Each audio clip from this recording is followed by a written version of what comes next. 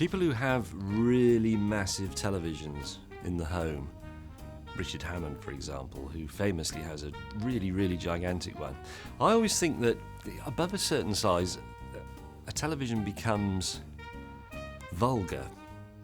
I say this as someone who's on it, but it is a bit showy. And yet, if your television is too small, like the old portables we used to have when I was a student, that is too small, and that becomes annoying. So there is a sweet spot in the middle of the television's size spectrum where a television is acceptable. I think it's about that.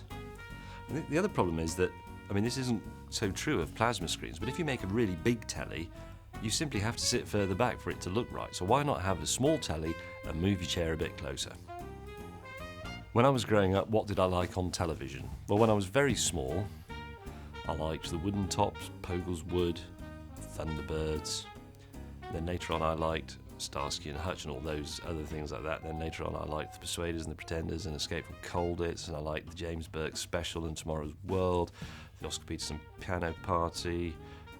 I liked the Two Ronnies. The Two Ronnies used to make me howl with laughter because they're just stupid. I liked Porridge and Open All Hours and related programmes like that. And then later on I liked Alan Partridge. And I used to laugh a lot at Howard's Way. And that series called Campaign, which was about an advertising agency in the 80s, was utterly nauseating. But it was so nauseating, it was possessive almost in the hold it had over you. And then these days I watch some arts programmes, history stuff, documentaries, and I listen to the radio quite a bit because I spend a lot of my time in my workshop, because that's what happens, I'm afraid, when you get to my age. You find nice little jobs to do.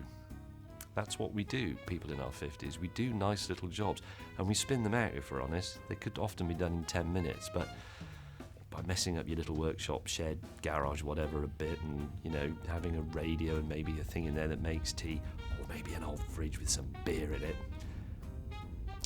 Wiring a plug can take weeks. Have you done that plug yet? Yes, I'm working on it. I'll just go ahead and do a bit more wiring the plug now.